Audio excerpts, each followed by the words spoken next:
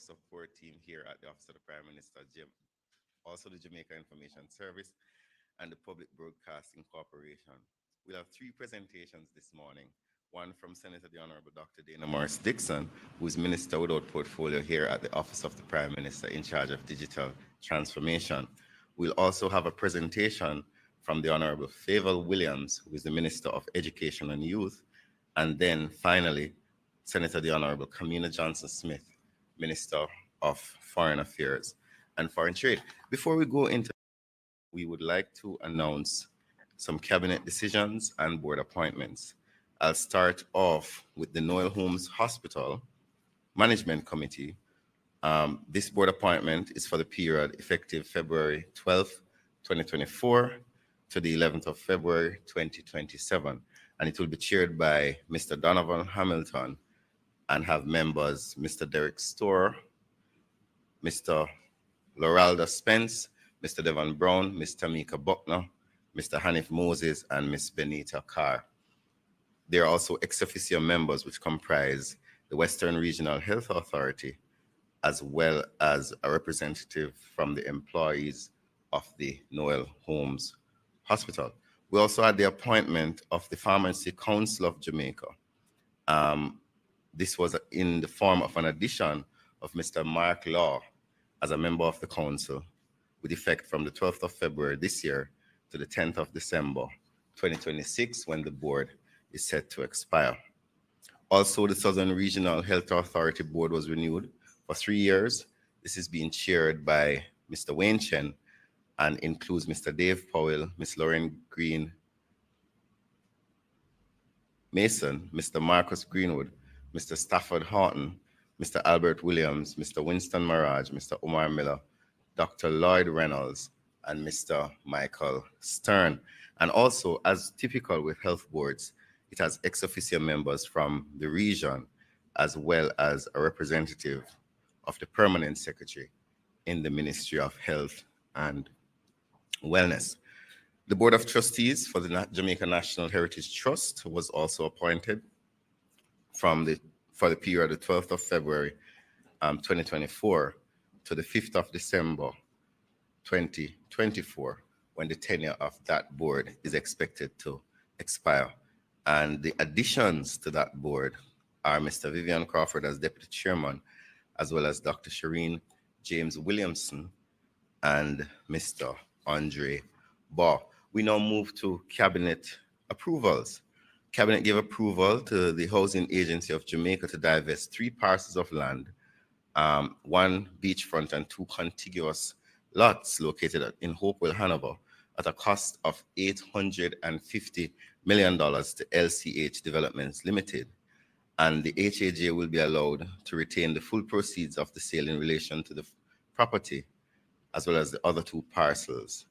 Also, Jamaica was approved to host the 52nd Global Fund Board meeting from the 19th to the 22nd of November, 2024. In relation to contracts, Cabinet approved the award of a contract for the supply of equipment to upgrade the Nutanix hyperconverged infrastructure at eGov Jamaica Limited to facilitate the hosting of a correctional management system for the Department of Correctional Services. This contract was valued at $801,000 US, which is inclusive of the general consumption tax. And this was done to Info Exchange Limited. There was also the approval of a contract by the Jamaica Civil Aviation Authority for the provision of a new instrument landing system with distance measuring equipment to be deployed at the Norman Manley International Airport. And this is in keeping with the endorsement of the Public Procurement Commission, which recommended to Cabinet that the award be in the amount of $1.3 million US to Intelcan Technosystems Limited. And finally, Cabinet approved the award of a contract for the supply and delivery of compressed natural gas fuel buses, that's 100, for the Jamaica Urban Transit Company. And this was endorsed by the Public Procurement Commission. And the award was for $18,900,000 US to to Vans rather, Motor Company Limited. And at this time, I would like to welcome Dr. Dana Morris Dixon, Senator, the Honorable Dr. Dana Morris Dixon. She will be addressing several matters related to her portfolio. She's Minister without portfolio with responsibility for digital transformation here at the Office of the Prime Minister. I'd also like to welcome Dr. Tanisha Ingleton, who is the Managing Director of Art NSTA Trust, right? And also Dr. Warren Vernon, who is Project Lead at NILS. Also want to welcome members of the Heart team who are here in support of Dr. Morris Dixon. You are welcome.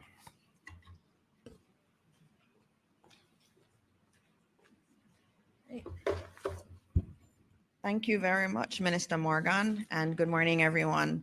Today, I'm really going to be speaking to two matters where we've gotten a lot of requests for information, and those two relate to NIDS and also to the CARE initiative, which was announced by the Prime Minister in his budget presentation. So I'll start with NIDS. And there's been a WhatsApp that's been circulating with a lot of misinformation and disinformation.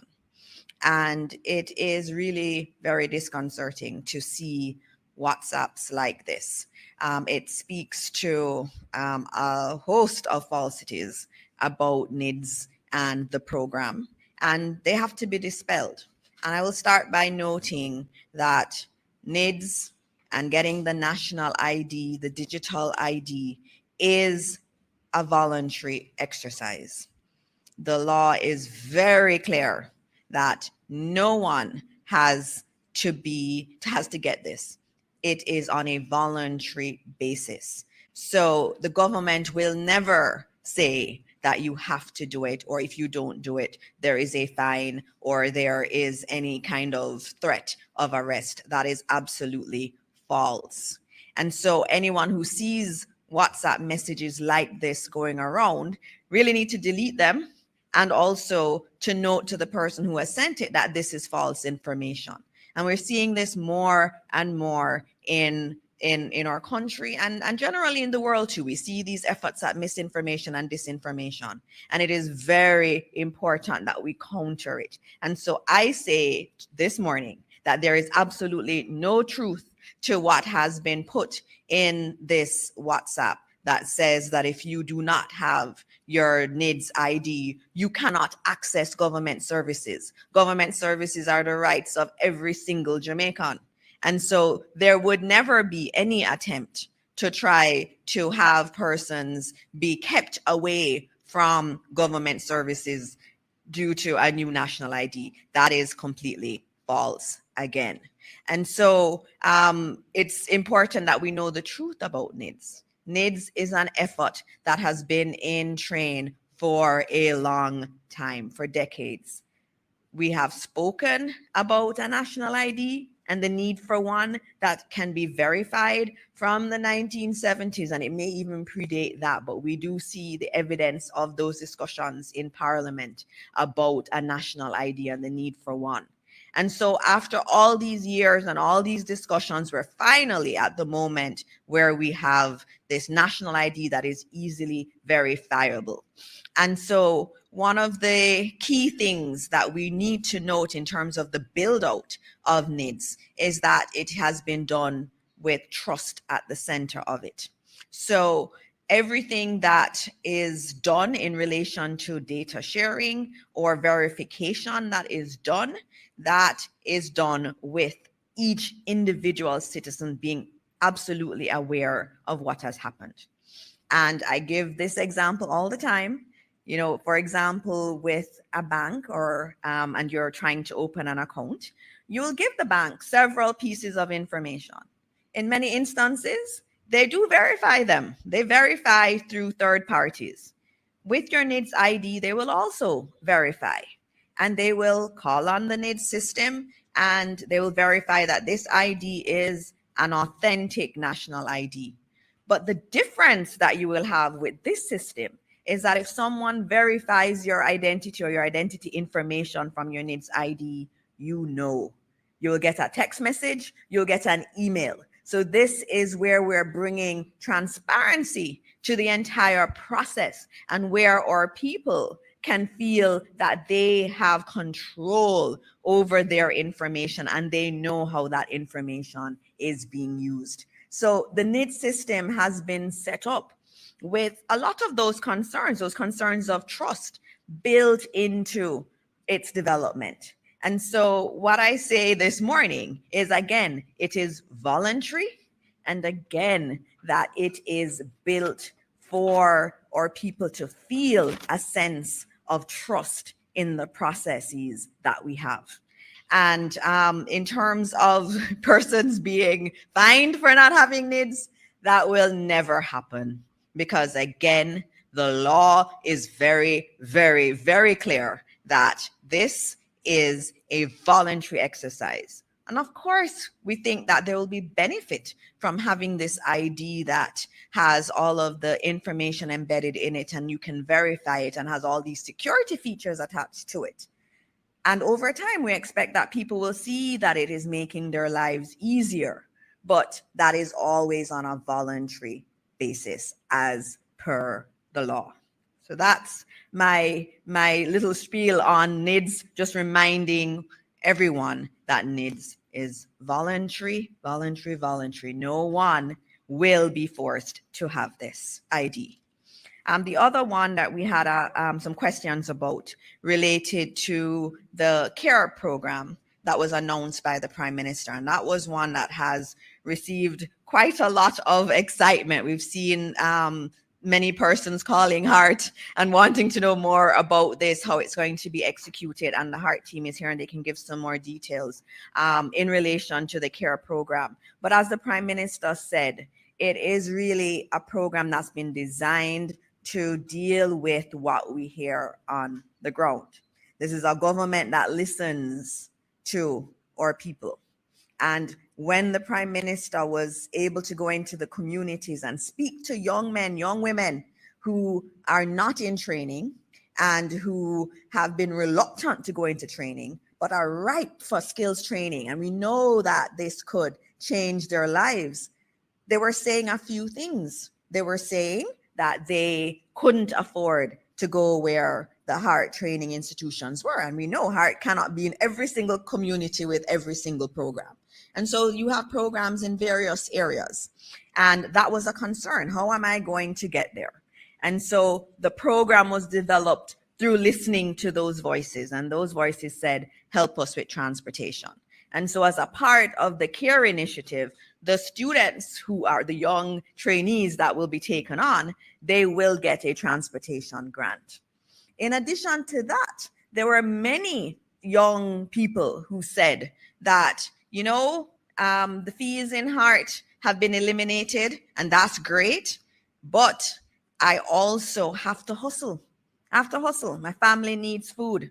I have to find a little work here or there. If I have to go to do skills training, I am going to not be able to earn that little money that my family needs. And it's for that reason that the element of the stipends was included also. And so what we're doing is listening to what our young people are saying and putting in place programs that address those needs. And that's what CARE is about. It's really a very caring initiative where we care about what our young people have said in terms of what's detracting them from taking up skills training. And we're putting in place mechanisms to mitigate against those concerns that they have. And so, as you would have heard, there will be 30 students that will be, or young people that will be selected from all 63 constituencies, so 13 each, which will be a total of 1,890 persons that will go through this program. The details, we are going to go to cabinet with some of the details. The HEART team has done a tremendous job in terms of fleshing out how it could work. There are some very interesting programs that they've also layered onto it. So it's not just a program where you incentivize persons to go to training. And I should note that this is something that's been done in Latin America. It's done quite routinely because it's understood that the factors that are preventing people from getting skills training is not just about the elimination of tuition. It's also about other realities that they face. And for many of them, going to access skills training means that they cannot support their families in the ways that their families need to be supported. But we also understand that a lot of these young people are not really necessarily ready for skills training or work. And so there have to be other programs that are built into it. And so the HEART team has been working to look at how they can embed much more in terms of entrepreneurship into the program. We know our young people want to work for themselves, they want their own business. And psychosocial support is really important. The counseling is very important. In many instances, our young people, for no fault of theirs, have not been in an environment where they saw people who went to work on a regular basis, went to work every day and did that grind, or went through a skills training program. And there are other psychosocial issues from their communities that need to be addressed. And so we're not just taking these young people into our program and saying, go get skilled. You're going to go do plumbing, or you're going to go do construction, or even going to do software development. That's not what HEART is trying to do. What HEART will do is also try to build them up. That's what our administration is really committed to. How do we build up people? And so it's not just a cash for training program. It's also looking at the psychosocial elements that are really critical in terms of moving forward. Now, we will come with a lot more details on the program as we get the approvals in place and as we execute on it. But those are some of the general highlights of the program. And I know there are two other ministers who have a lot to say, so I'm going to stop there, Minister Morgan, and give the others a chance to go or take any questions if there are any questions, Minister.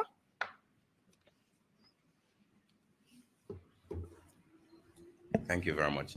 We will take questions before you leave. Okay. I would like to apologize to members of the public, as we seem to be having a little challenge with our live stream, but we're working to get it back up. Members of the media are welcome to ask questions to Minister Dana Morris Dixon if they have any. Do we have any questions from members of the media? You escaped today. Wonderful. There's one. There is one.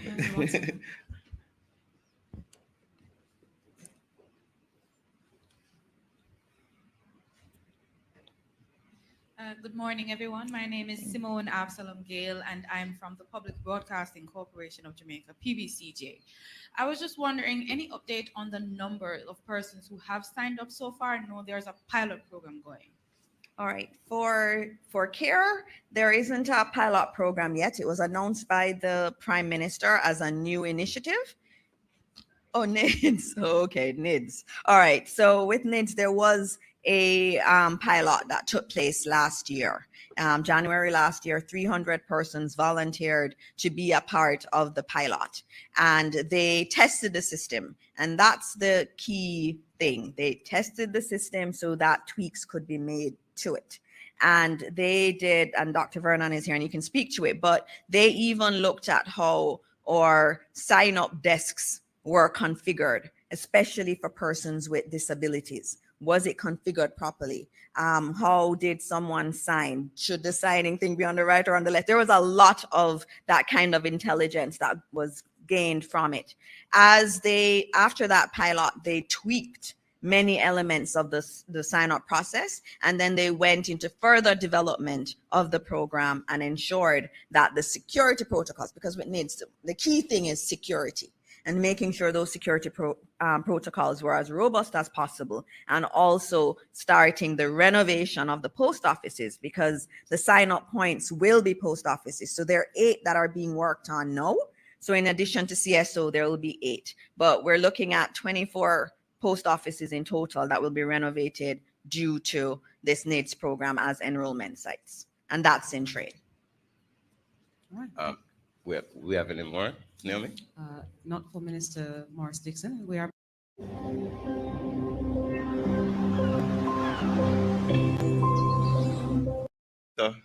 Morris Dixon, always welcome to have you. All right, take care. Okay, thank you. We will now have Minister of Education and Youth, the Honorable Favor Williams, to make some very important announcement. I'm looking forward to hear about the Youth Awards. Thank you. Thank you so much. Good morning, everyone. Allow me to begin by acknowledging my colleague ministers, the Honorable Kamina Johnson-Smith and the Honorable Robert Nesta Morgan as well. Senator, the Honorable Dana Morris Dixon, and from the Heart Trust, Dr. Tanisha Ingleton and her team, and from the NIDS group, Dr. Warren Vernon. Let me also acknowledge the team from the Ministry of Education and Youth, in particular, our Permanent Secretary, Dr. Kassan Troop, members from the media, Jamaicans here and in the diaspora. Happy Wednesday and a good morning to all. We have 3 items to speak about this morning. For the first one, we will speak to the ETOC, the Education Transformation Oversight Committee. They recently reported to the nation on the progress of education transformation. We continue to build on that momentum through the Trend campaign, which is the ministry's effort to communicate boldly and assertively with all Jamaicans. As you know, there are many things competing for the attention of Jamaicans. You know, there's Facebook, Instagram, X, TikTok, LinkedIn, radio, newspaper, TV, all kinds of events that are beckoning. And of course, everyone has the daily demands of their own lives amidst the various tasks we have to do for our families and just to keep bodies and souls together. Amidst all of these demands for the attention of Jamaicans, we want Jamaicans to understand what we are doing to transform education so that we can begin to see improved reading skills at all levels of the education system, and so that we can begin to see more of our children liking and performing well in math, science, and other subject areas. Beyond the subjects, we want to inculcate in our students pro-social behaviors. And by that I mean those behaviors that benefit other people or society as a whole, such as helping, sharing, donating, cooperating, and volunteering. We want our children to be respectful, to value education and skills training, to value cleanliness in their immediate environments and the wider Jamaica, to see virtue in work, cultivate honesty, empathy, to obey laws and rules and conform to socially accepted behaviors. This all leads into the education philosophy that we will seek to inculcate in Jamaicans. Following extensive consultations with key stakeholders, including students, student leaders, parents, members of the church community, teachers, principals, education officers, and other technocrats, and discussion at cabinet. All of this took a whole year for us to go through. This morning, we are pleased to announce that the education philosophy for Jamaica has been finalized. It has been disseminated to the education system on Schools Bulletin 49-2024. This bulletin was sent to our principals on April 3rd, 2024. And the team at the Ministry of Education and Youth continues to sensitize the education system to the philosophy. Happening today in Montego Bay is yet another awareness building exercise at which the team will also remind principals of the education philosophy. It is also published on our website. And just so Jamaicans are aware, The Schools Bulletin is the ministry's official communication channel to our principals, on whom we depend to further disseminate information that they receive in the schools bulletins to teachers and staff. We also are depending on our principals and teachers to bring the philosophy alive in the school communities via devotions, discussions, and other activities. This morning, a recommendation of the Jamaica Education Transformation Commission Report 2021, also known as the Orlando Patterson Report, is that we widely promote an education philosophy which sees learning as a collaborative interaction between teachers, students, and the curriculum, and pursue efforts to ensure widespread acceptance. Let me pause to invite Omari and Leanna from Mona High School. They will read the education philosophy this morning for us.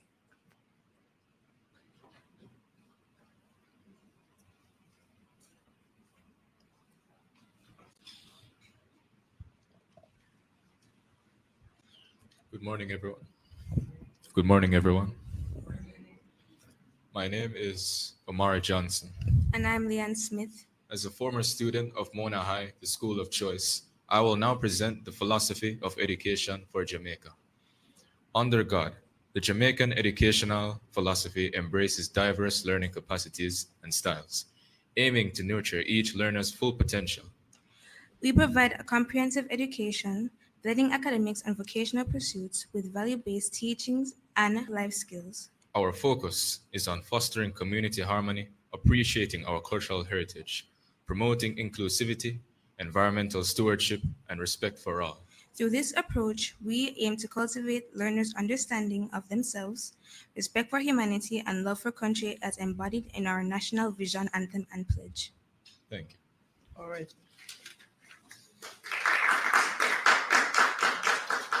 Thank you so much. I'll move on to item 2. The second item speaks to the continued efforts by the team from the Ministry of Education and Youth, including our teachers. The commitment, expertise, and passion are undoubtedly on demonstration as we celebrate Math Week all week long this week. This year's theme, Adding Up the Excitement, Math Rocks, is both a well-needed affirmation and reminder of the subject's importance in our daily lives and in the direction we are moving as a country to meet the labor force demands. On Monday, the National Mathematics team collaborated with the University of the West Indies Mathematics Department to host our first joint awards ceremony celebrating excellence in mathematics. I also extend congratulations to the teachers and note that these teachers would be responsible for 2,200 students from 101 primary and preparatory schools entering the qualifying rounds of the junior competition of the Jamaica Mathematics Olympiad, and the approximately 480 students from 29 high schools who entered the senior competition. The final round of the junior competition saw 988 students sitting the exams, of which 62 were recognized for their achievements. For the senior competition, recognition was given to 50 top performers from grades 7 to 11. We applaud all initiatives that aim at improving the math scores of our students. And we want to recognize the top 3 math teachers for the year. First, second, and third places. All those teachers came from our primary schools. In first place, Ms. Kamika Ingram from Green Pond Primary School. Second place, Yanika Pitt from Mount Nebo Primary School. And in third place, we have Anicia Walker Savannah Mar Inclusive Academy. Congratulations. We applaud you for your hard work in a subject area that many persons find difficult. And now turning to the final item, it's the Prime Minister's Youth Awards for Excellence. This Saturday, April 20th, we will celebrate and highlight the achievements of our youth at the upcoming Prime Minister's Youth Awards for Excellence. I want to acknowledge all the 50 nominees and all the young people who are doing all they can to drive change and make a difference. As you know, the Prime Minister's Youth Award for Excellence is part of the government's drive to nurture excellence at the national level. Under this initiative, outstanding youth are recognized for their remarkable achievements in various fields, including academics, agriculture, arts and culture, community development, entrepreneurship, environmental protection, journalism, national leadership, new media, science and technology, and in sports. There are requirements for each category, and those are specific to their respective fields. The standard requirements for eligibility is that the nominees must meet the award criteria for the category in which they're nominated and be a Jamaican national or naturalized citizen for at least 3 years. They should be between the age of 15, they are between the age of 15 and 29 years, and an upstanding member of society. The Prime Minister's National Youth Awards for Excellence enables us to celebrate our young leaders as the role models, and we do this publicly during the award ceremony coming up. Our young leaders represent an example of what it means to be self-motivated whilst working towards the greater good of adding to the high-functioning demographic of the country's human capital. Sustained youth participation and leadership are critical in assisting the Ministry of Education and Youth with the implementation of youth development initiatives. So please join me in magnifying the good things that are taking place in the education and youth spaces. Thank you very much. Thank you very much, Minister Williams. Before we go to Minister Johnson Smith, I'm wondering if any members of the media have any questions for Minister Williams. Do we? Okay, we have one online, one here. Minister, since you are, I'm walking toward the person with a question from TVJ, but Minister, there's one online that is asking you to be very clear in terms of the contrast or comparison between the new education philosophy and what previously existed.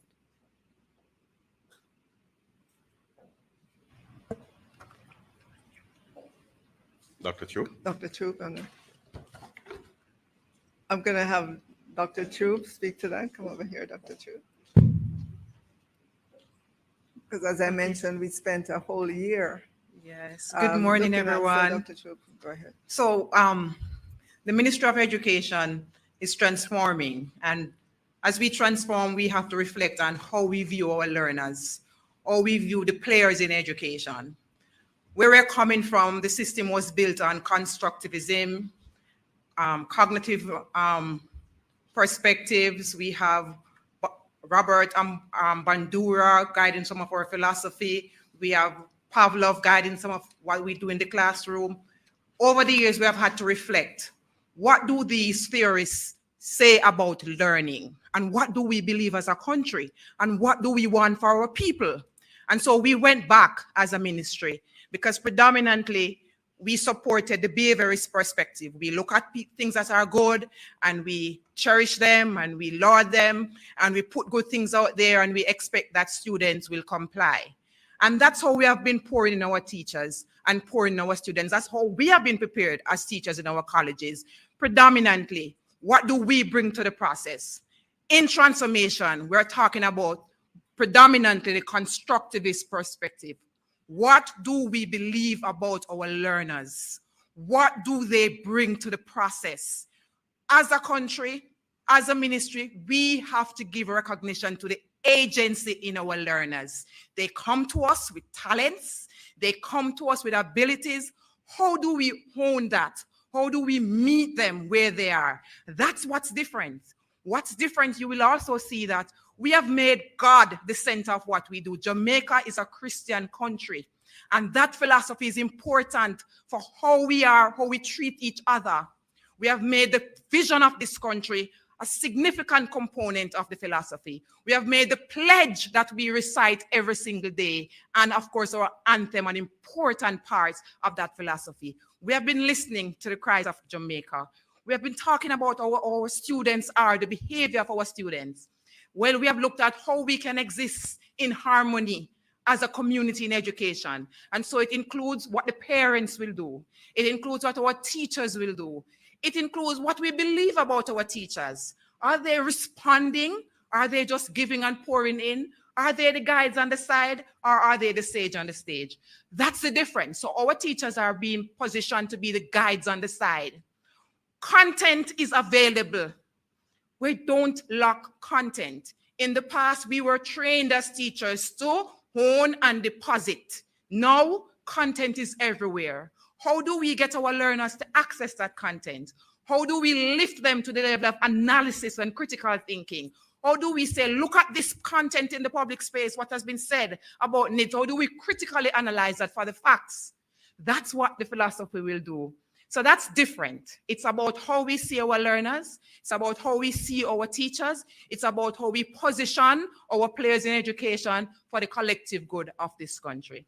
Thank you. Thank you for that comprehensive response, Dr. Troop. So we're putting our students at the center, and of course, we're also ensuring that we build on critical thinking skills. Very well done. All right, now we have a question from TVJ. Hi, good morning. I'm Jamila Maitland. I'm a reporter at TVJ News. All right, my question is for the Minister of Education. Minister, how many private facilities like the one in Treasure Beach, that's Atlantis Leadership Academy, that seemingly caters to predominantly US children, is the ministry aware of in Jamaica? And I have one more. In light of the allegations there, has there been any revision to how the ministry engages these private institutions, whether new or existing? Okay, so in addition to the one that we became aware of in Treasure Beach, we're also aware of another one in another part of Jamaica that we are investigating. I wish not to say exactly where it is currently. Of course, as you know, any educational institution offering services to our children must be registered with the Ministry of Education and Youth. We have a whole department set up for that. This particular institution in Treasure Beach was not registered with the Ministry of Education and Youth. They did make inquiries at some point in time, some years ago, but we've searched our records and they were not registered. So they're operating in a space that is outside of the regulatory framework. They came to our attention and we acted immediately. And as you know, as reported in the press, an investigation is happening right now. The children who were there were taken by the CPFSA. Some of them have already been returned to their parents or other institutions in the US. And we continue to monitor and provide for the ones that are still here as they go through the process. Thank you very much. Yeah. Just a follow-up to that question, Minister, as it relates to the other institution, may I ask if that one was also registered as well? That one is registered. Just two more questions. As it relates to teacher retention right now, I want to ask, what's the status for guidance counselors? I know there was one institution in St. Catherine, I think it was Independence Primary, that was crying out for another guidance counselor, at least two more. May I ask, if you could just provide a status on that, and also shadows for schools with behavioral issues. Right, so an additional guidance counselor was provided for Independence Primary School. With regards to shadows, which are those individuals who are with a special needs student in our schools. It could be an activity that requires them to be with the child to and from school. It could be an activity in classroom where somebody is required to read to the child so that they can comprehend and give questions and so on. There are a range of activities provided by what we call shadows. We have at least 400 of them in the system currently that are paid for by the Ministry of Education and Youth. And I want to say, when we look at our requests for shadows still, we have over 300 requests still for shadows. So there is still a gap that we need to fill. It is an important offering of the education system for children with special needs. Minister, if you could say there are just two more questions online that I'm seeing. One person is asking, with the new school philosophy, is there a more broader, comprehensive look at the school plan as opposed to looking at the curriculum, the school plan, meaning that is there a move to address the physical plant, the layout of classrooms, etc.? Right, so coming out of the Orlando Patterson-led report, one of the big pillars of transformation is infrastructure and technology.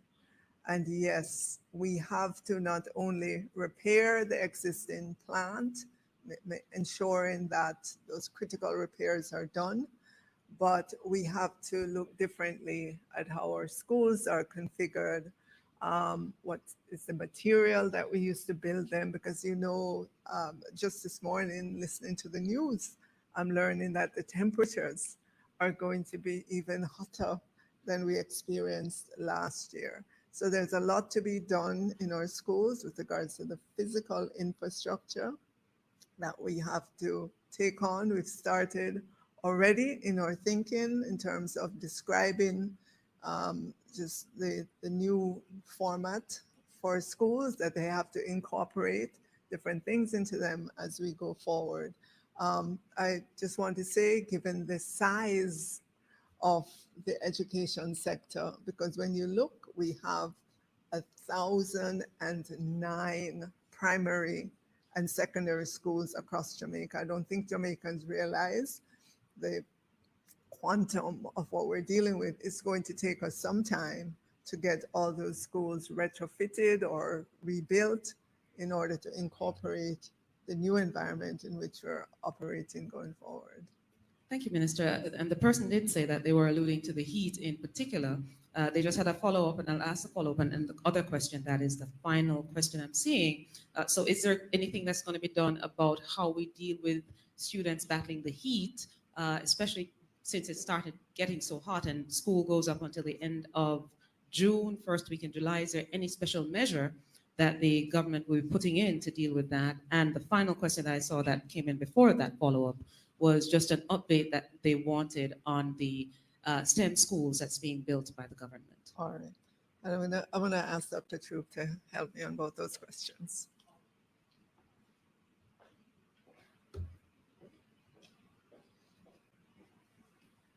Okay, so with respect to the plans for the heat, so currently the technical team is building out what we call, or updating what we call, our water resiliency plan. So we know there is a water challenge, and coming out of COVID, we have some learning opportunities there and that we are building on. So we have a network of what's happening in our schools, which are the schools getting piped water, tanks, needing upgrades, repairs. We have a cadre of private providers who will deliver water to our schools if it is that there's a challenge in our schools. We measure the storage capacity of the storage facilities in our schools and how long they will be able to last. And so we put a rhythm in place to respond to the needs of our school with respect to water. As we look at the physical infrastructure, as Minister said, this will be an ongoing effort. And if you look at the transformation report, predominantly the cost that was estimated for the 8 years program, 2/3 of that has to do with the infrastructure improvement in our schools. So we have to look at how we retrofit the spaces. But interestingly, as we are going through the conversations with our students, we actually had a series of interviews with our students, and we talk about what do you want for your learning space, and we talk to the principals about what do you want for your learning space. Our principals will interestingly say, we need classroom, we need to build big structures. And our students repeatedly say to us, we want to be outside. We want to be free, we want to play, we want to move.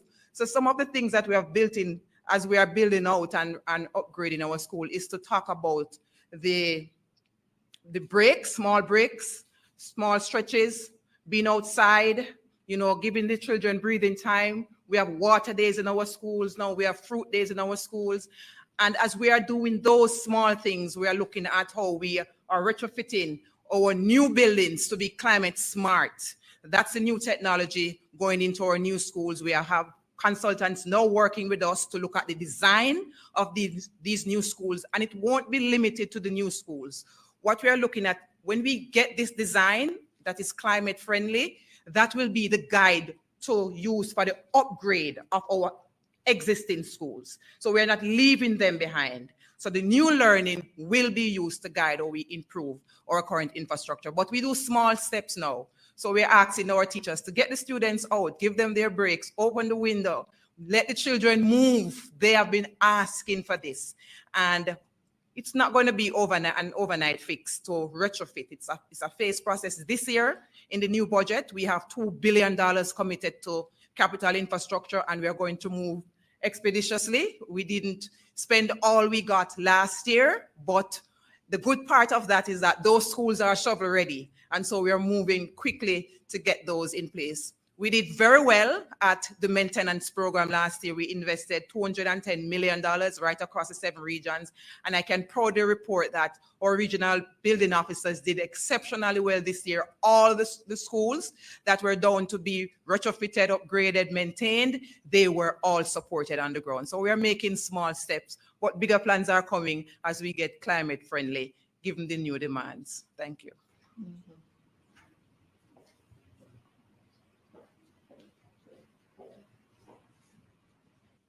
Thank you very much to Minister Williams and her very able Permanent Secretary, Dr. Kassan Troop. Also want to thank members of the Ministry of Education and Youth for attending this post-cabinet press briefing. We will now have a presentation from Senator the Honorable Kamina Johnson-Smith, and with her here this morning is Mrs. Ariel Bowen, who is Acting Undersecretary for Diaspora and Counselor for the Diaspora and Consular Department, as well as Mr. Lloyd Wilkes, who is a Director of Consular Affairs at the Ministry of Foreign Affairs and Foreign Trade. Minister, welcome. Thank you very much, Minister, and I greet my colleague ministers, representatives of other ministries, departments, and agencies, members of the media, and everyone who is joining us online. Good morning to you. I am hoping to, I know we don't have a lot of time, so I will try, but I was hoping to deal with 3 matters today. One, to update the public on our ongoing preparations for the 10th Biennial Diaspora Conference to be held in June 16 to 19 in Montego Bay of this year. The update on the formation of Haiti's Transitional Presidential Council, which I spoke on the last time I was here. And some questions had been raised about the implementation of full free movement in CARICOM. The original date had been set for March 31. I know persons were asking, well, what's happening with that? I was hoping to say a few words on that as well. Thank you for my team members who are here with me as well. And I will just launch into the Biennial Jamaica Diaspora Conference. Again, you would recall that the conference theme for this year is United under United for Jamaica's transformation, fostering peace, productivity, and youth empowerment.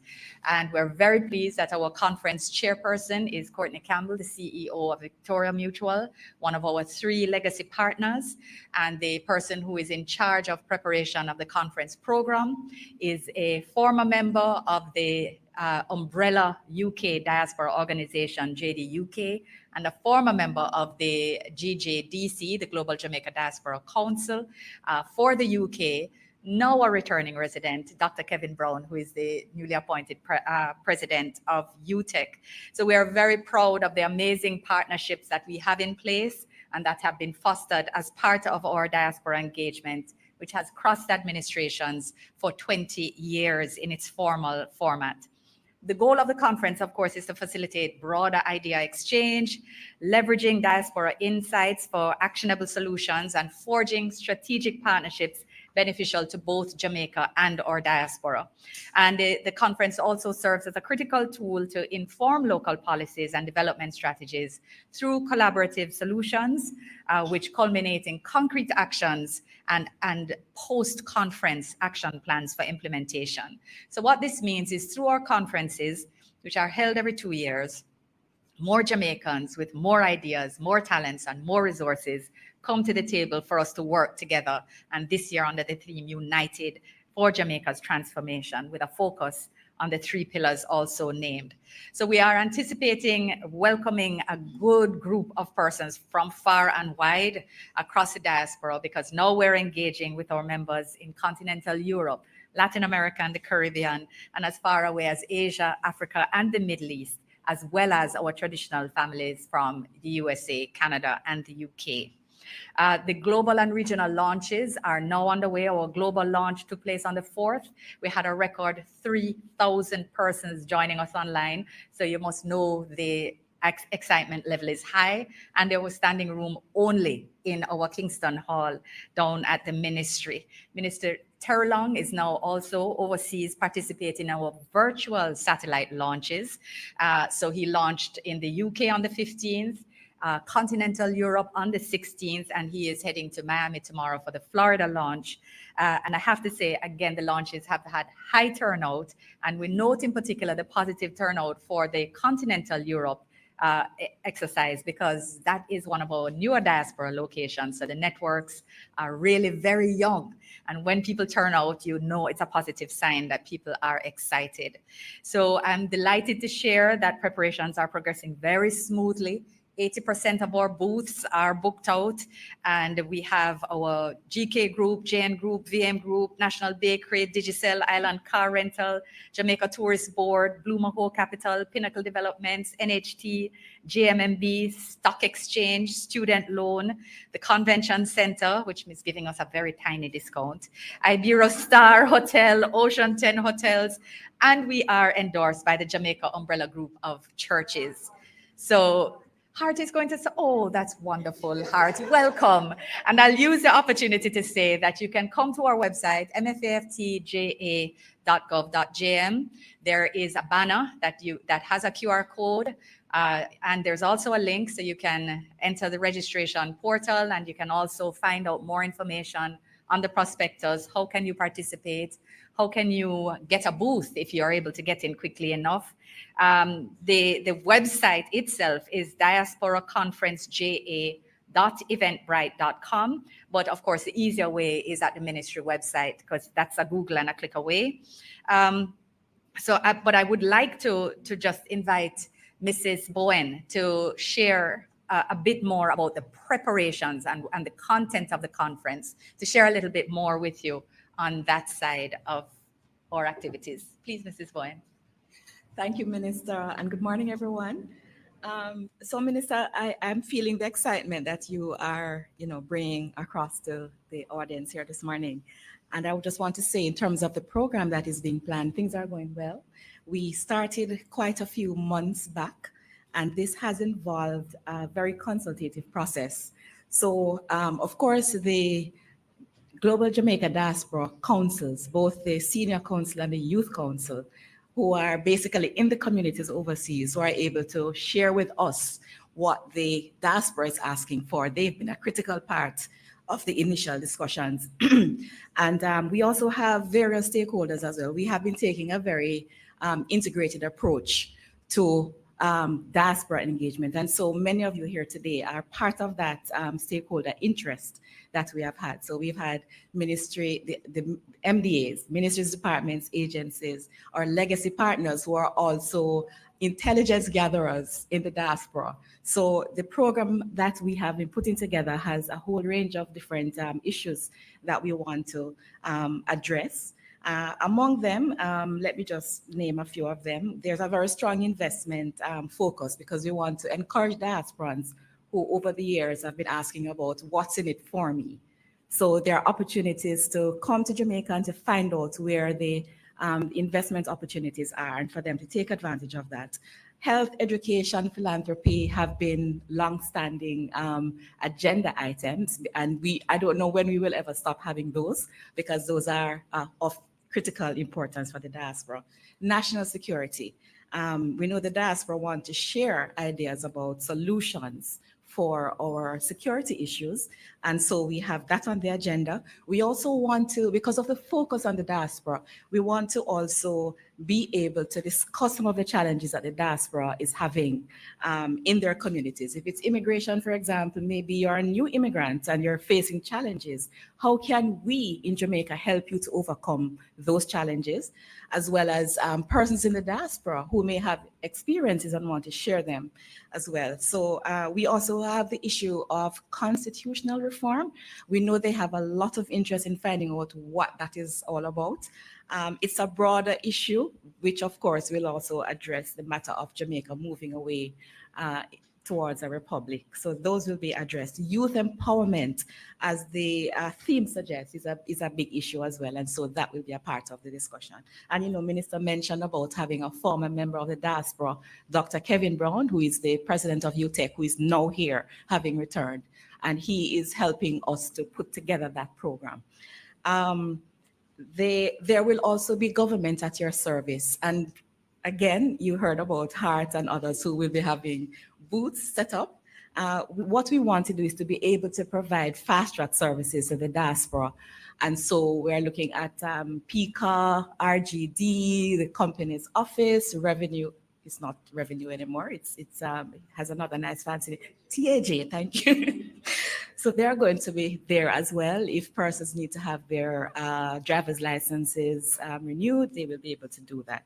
The marketplace, as has been mentioned, is going to be a very buzzing area where persons can come and explore some of the other services being offered not only by government, but also by the private sector and other sectors.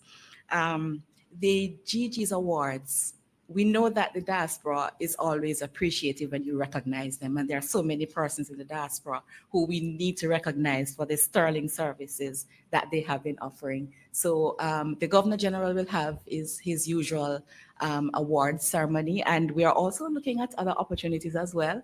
We don't want to give away everything because we want to keep some of the surprises that we are going to be unfolding at the conference. Just to mention to the Minister the matter of registration, we have opened the registration portal, and Minister mentioned the access to that information. When persons enter that, there will be the opportunity to register, to make a payment for the fee. We have not increased the fees over the last 3 years because we want to make it as attractive as possible to persons coming in. So there's a QR code that will take you directly there, and it will provide the names of the hotels that we have negotiated special prices to make it enticing for the diaspora to take advantage of. Minister, is that enough? Sounds good. Sounds good. I will sum it up to say that it has always been big, but this year it's going to be bigger. And it's always been great, but this year it will be greater. So in the marketplace, I mean, you find absolutely everything there. I found the greatest artisans, find a nice crochet beach cover up because there's a lady who comes with, the SDC has brought artisans in who have amazing skills and their products have been available. I hope we're having them again this year. But I mean, the point is the marketplace is open to everyone. So you can come and find what you're looking for, or you can come and sell what you want to sell. Lots of opportunities, and we're really encouraging you. Diaspora Conference ja.eventbrite.com or mfaftja.gov.jm. Find the QR code, go in, and you will find all the information that you need. Join us, you will not regret it. So thank you very much, Mrs. Bowen. Very much appreciate it. And for those diasporans who are listening, there has never been a better time to join us, to mingle, to connect, to network, to come and look at all of the issues: peace, productivity, and youth empowerment. We have a lot of exciting panels, which some of you will be participating, but we know that it will be entirely representative and will ensure that the discussions place sufficient volume of time on your perspectives and your questions. So we want you to very much come and share in it with us.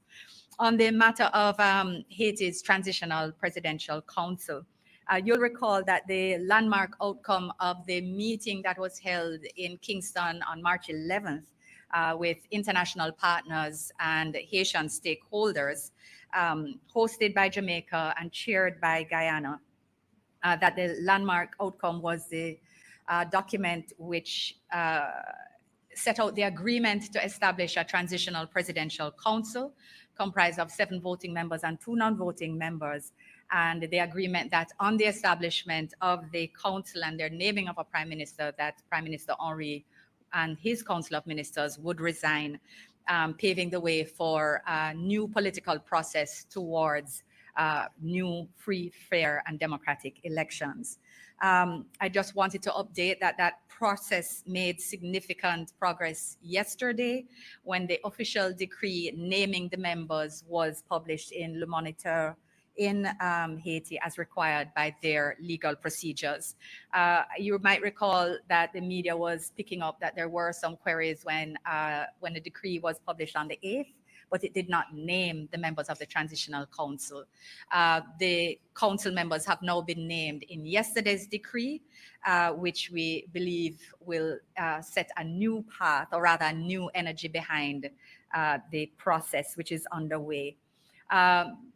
There are still some issues that are being sorted out in terms of the content of the decree, but it has included the criteria that had been agreed in the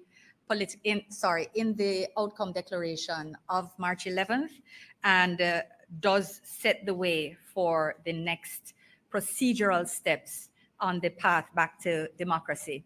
We will share that a political accord rather, has been developed by the Transitional Council as well, which builds out their areas of responsibility and sets a framework for how they will function.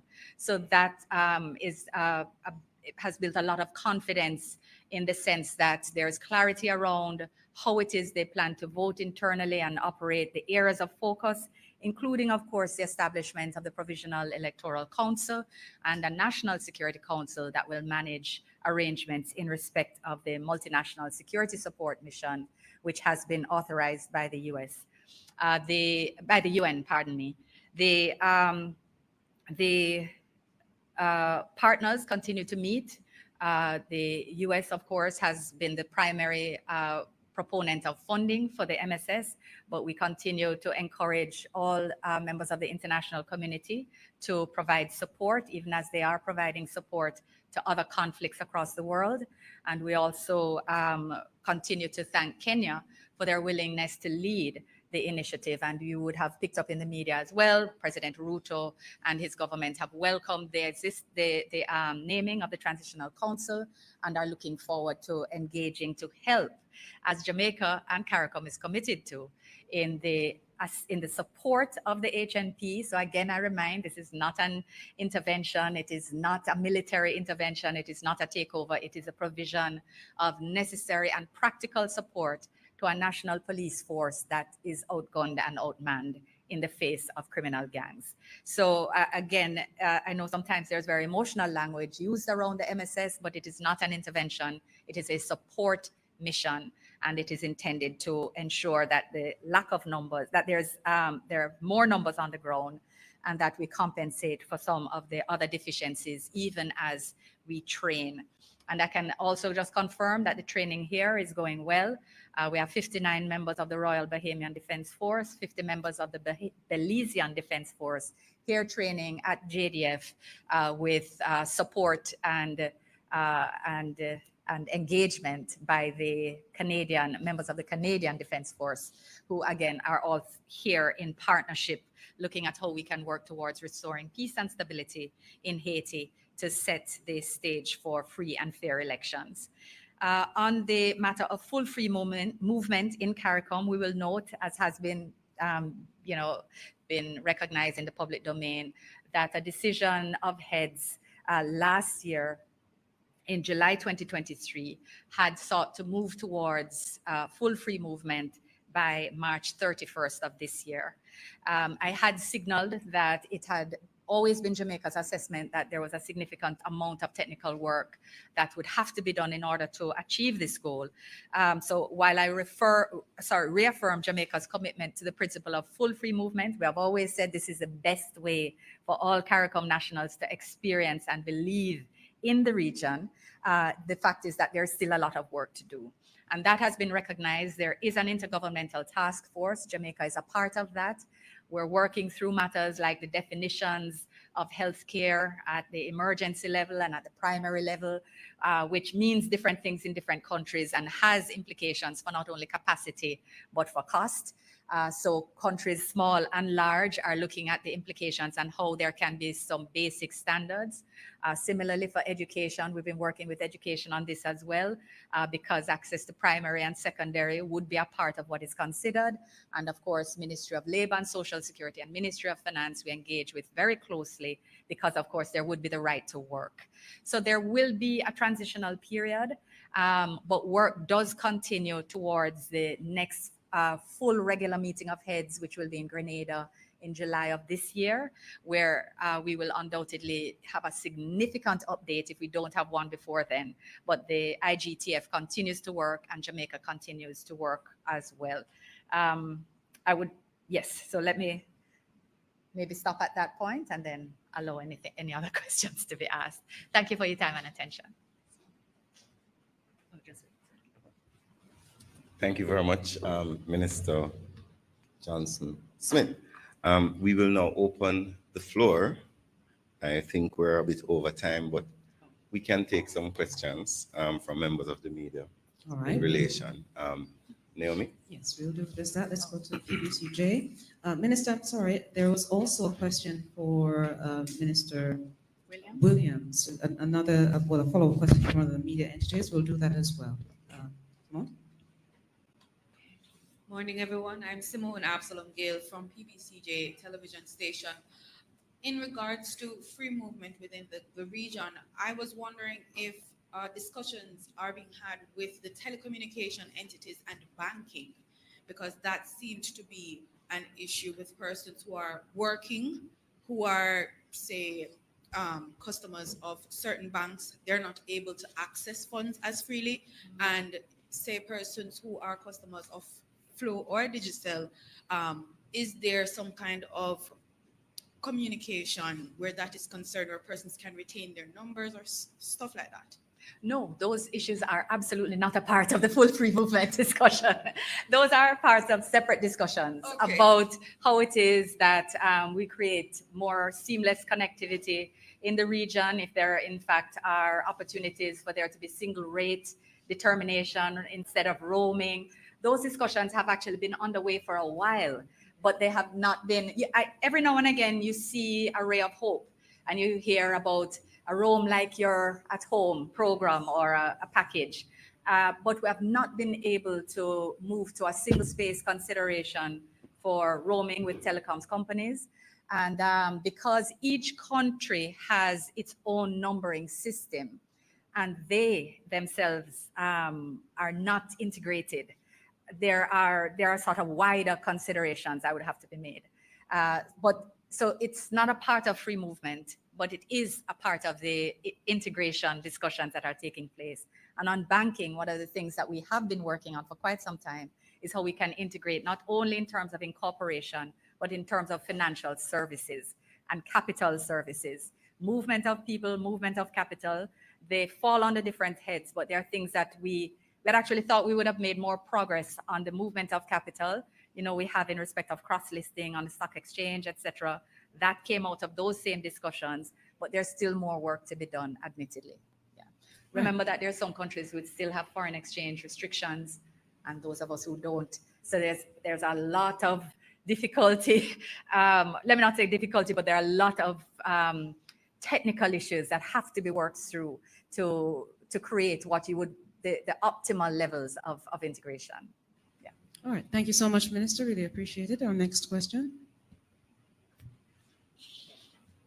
Morning, Minister. Jamaica again from TVJ. Is the ministry aware of any Jamaicans in Haitian police custody? And can you say how many?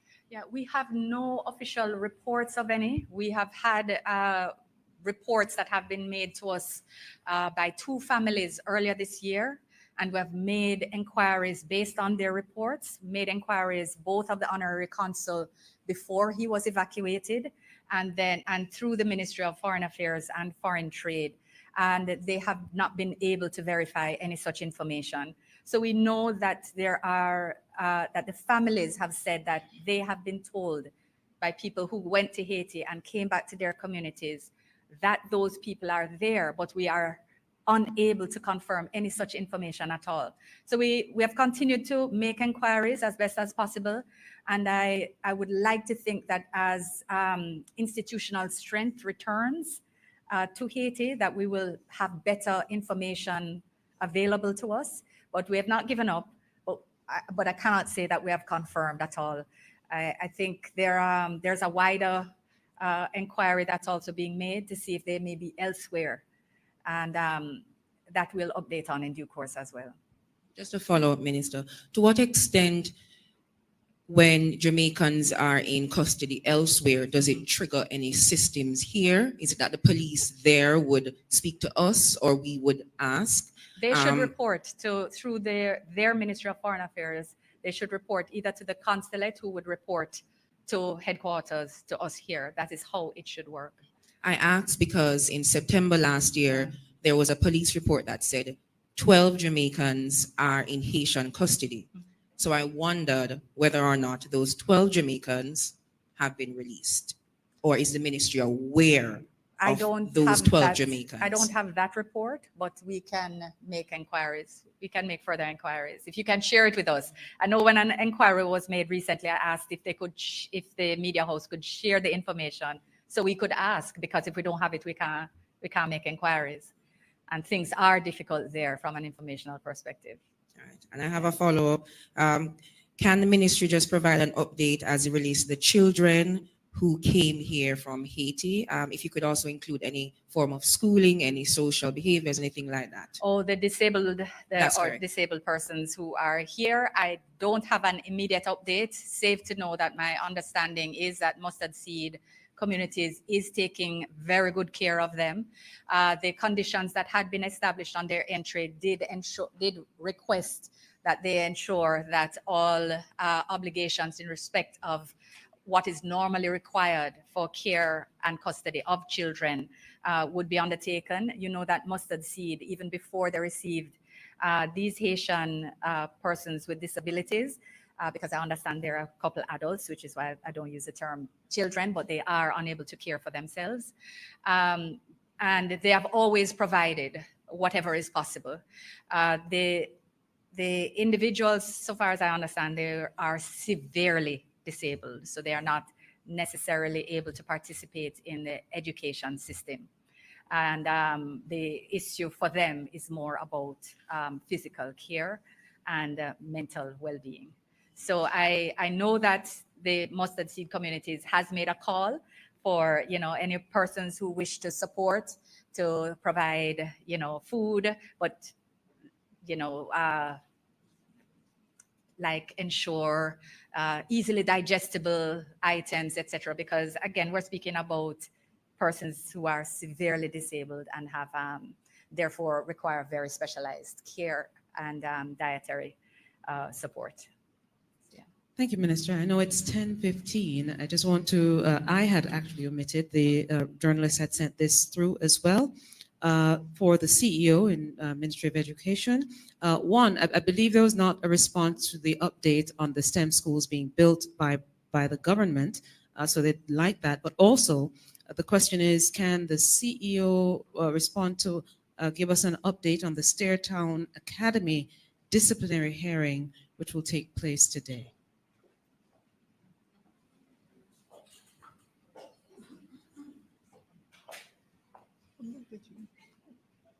So I'll respond to the STEM school question. As you are aware, the Prime Minister some time ago announced that we would have 6 STEM schools and 1 performing arts school. 2 of the STEM schools would be in each county.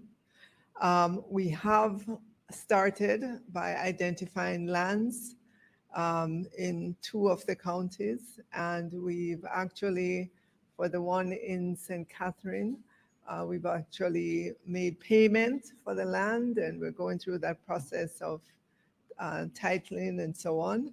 And other activities are underway in terms of design work. With regards to the other area that has been identified in St. Anne, we are in the early stages of speaking with the owners of those lands and getting the necessary approvals for them. But other work is going on in terms of building out an implementation team, because for that one, we're working with the World Bank in terms of the provision of financing and some technical expertise as well. With regards to Stairtown Academy, I'll ask the PS. Okay, with respect to Stairtown Academy, I know I've seen articles in the media. We're aware that we had some breaches concerning our external exams. The school, in addition to external partners, specifically the Overseas Examination Commission, entered into a series of investigations, interviews, and a report was made to the board concerning observed breaches. And so it is the responsibility of the board to conduct its hearing and to provide the outcome of that. At this point in time, the ministry is not aware of the outcome of that proceedings. We operate from devolved authority, and so it is the power invested in the Board of Management to manage that activity. After which, once the decision has been taken and communicated, the board will write to the ministry through the structure for us to be informed. And of course, there are consequential proceedings depending on what the outcomes are that will take place from there. But at this point in time, we give way to the board to do its work. Thank you so much, PS Dr. Kassan Troop, and Minister. Thank you so much. There are no further questions I'm seeing either online or on the floor at this time, Minister. Thank you very much, Naomi, and thank you to Dr. Dana Morris-Dixon and her team from the Ministry, the Office of the Prime Minister, Digital Transformation Area, Dr. Ingleton, Dr. Vernon, and your team. Thank you very much. Also, thanks to Minister Williams, her permanent secretary, Dr. Kassan Troop, and her team for being here with us, as well as Senator the Honorable Kamina Johnson-Smith and her team from the Ministry of Foreign Affairs and Trade. Also, members of the media, members of the journalist fraternity, and you, the most important variable in this equation, members of the public, for listening in, joining in, and participating. Until next time, 9 a.m. sharp, where we'll have another post-cabinet press briefing, I wish for you a safe and productive day.